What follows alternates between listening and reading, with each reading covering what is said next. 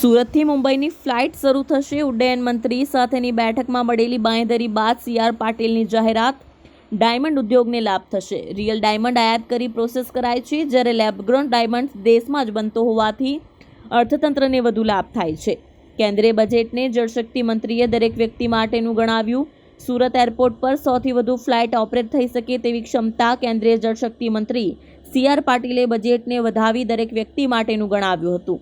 તેમણે મીડિયાને કહ્યું હતું કે ઇન્ટરનેશનલ એરપોર્ટ હોવા છતાં હજુ સુરત પાછું પડી રહ્યું છે. સુરત એરપોર્ટથી મુંબઈની કનેક્ટિવિટી આગામી દિવસોમાં મળી જશે. દરેક મોટા શહેરો સાથે પણ એર કનેક્ટિવિટી મળી જશે તેવી અપેક્ષા છે. તાજેતરમાં જ કેન્દ્રીય ઉડ્ડયન મંત્રી સાથે એરપોર્ટ એડવાઇઝરી કમિટીને દિલ્હી બોલાવી સુરત એરપોર્ટને લગતા પ્રશ્નો અંગે એક બેઠક કરાઈ હતી, જેમાં 4-5 મુદ્દાઓનો તો તરત જ અમલ કરી દેવા માટે તેમણે બાંહેધરી આપી હતી.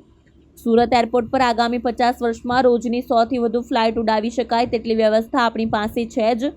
તેમજ આવનારા દિવસોમાં કનેક્ટિવિટી પણ મોટી સંખ્યામાં વધી જશે તેવો આશાવાદ વ્યક્ત કર્યો હતો. ટેક્સટાઇલ માર્કેટમાં પૂરતું ઇન્ફ્રાસ્ટ્રક્ચર છે. કોલેજોમાં સીટ વધારતા મેડિકલ ટુરિઝમ વધશે. સુરતના ડાયમંડ ઉદ્યોગોમાં લેબગ્રોન ડાયમંડને લાભ અપાયો છે, પરંતુ રિયલ ડાયમંડમાં એવો લાભ કેમ નથી અપાયો તે બાબતે સીઆર પાટીલે જણાવ્યું હતું કે લેબગ્રોન ડાયમંડ ઉપર રાહત આપવામાં આવી છે, જેનો લાભ સ્થાનિક ઉદ્યોગોને મળશે. જો કે રિયલ ડાયમંડ માટે ઉદ્યોગકારોને એવું લાગતું હશે કે રાહત નથી મળી, પણ દરેક વ્યક્તિને દરેક વખતે તો લાભ નહીં મળી શકે. તેમ છતાં મને લાગે છે કે રિયલ ડાયમંડ સામે સુરતમાં લેબગ્રોન ડાયમંડનું પ્રમાણ ઘણું વધારે છે. રિયલ ડાયમંડ ઇમ્પોર્ટ કરવામાં આવે છે અને અહીં તેના પર માત્ર પોલિશિંગ સહિતના જોબ વર્ક કરવામાં આવે છે, જેની સામે લેબગ્રોન ડાયમંડનું દેશમાં જ અને ખાસ કરીને સુરતમાં જ ઉત્પાદન થાય છે, જેના કારણે દેશના અર્થતંત્રને ઘણો મોટો લાભ થતો હોય છે. સ્વાભાવિક છે કે ઘણા લોકોને તેમાં રોજગારી પણ મળી રહે છે, જેથી કદાચ આ વખતે રિયલ ડાયમંડને કોઈ નોંધપાત્ર લાભ મળ્યો ન હોઈ શકે. ટેક્સટાઇલ માર્કેટમાં જે ઇન્ફ્રાસ્ટ્રક્ચર જોઈએ છે તે હાલ મળી જ રહ્યું છે. તેને કારણે જ ટેક્સટાઇલમાં સુરત સૌથી આગળ છે. સરકારી યોજનાઓ નીતિઓ સાથે અમે સપોર્ટ કરી જ રહ્યા છીએ. જો કોઈ પણ પ્રશ્ન આવે તો નિરાકરણ લાવતા હોઈએ છીએ. 2025-26ના કેન્દ્ર બજેટ એ લોકસભામાં ગઈકાલે રજૂ કરવામાં આવ્યું. માનનીય પ્રધાનમંત્રી શ્રી નરેન્દ્ર મોદી સાહેબના ત્રીજા ટર્મનું અને માન્ય નાણામંત્રી શ્રીમતી નિર્મલા સીતારામજી એમનું આ સતત 8મું આ ફાઇનાન્સનું બજેટ એ આપની સમક્ષ મૂકવામાં આવ્યું છે.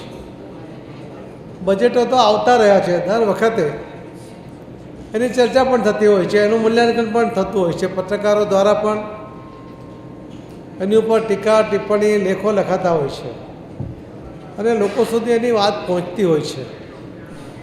પરંતુ માનનીય પ્રધાનમંત્રી નરેન્દ્ર મોદી સાહેબના પ્રધાનમંત્રી બન્યા પછીના દરેક બજેટ વખતે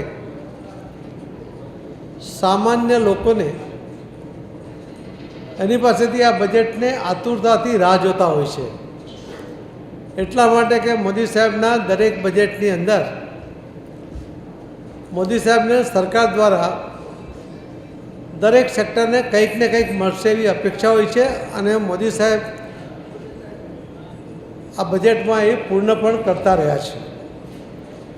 2014માં માનનીય પ્રધાનમંત્રી શ્રી નરેન્દ્ર મોદી સાહેબ પ્રધાનમંત્રી બન્યા એના પહેલાંનું 2013નું જો બજેટ આપણે જોઈએ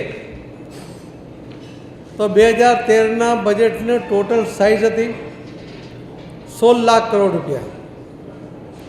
આજે વૈશ્વિક પરિસ્થિતિ આર્થિક રીતે અનુકૂળ નથી.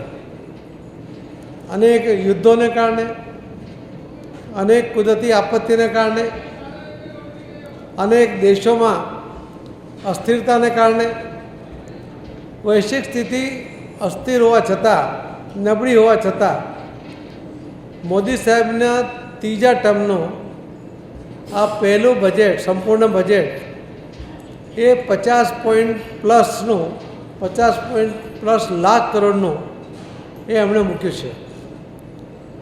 2013નું 16 લાખ અને ત્યાર પછીનો આજનો બજેટ 50 લાખ કરોડ. એટલે કેટલો મોટો ફરક અને કેટલી મોટી સાઇઝ એ આપણા ફિગર પરથી જ આપણને જોવા મળશે.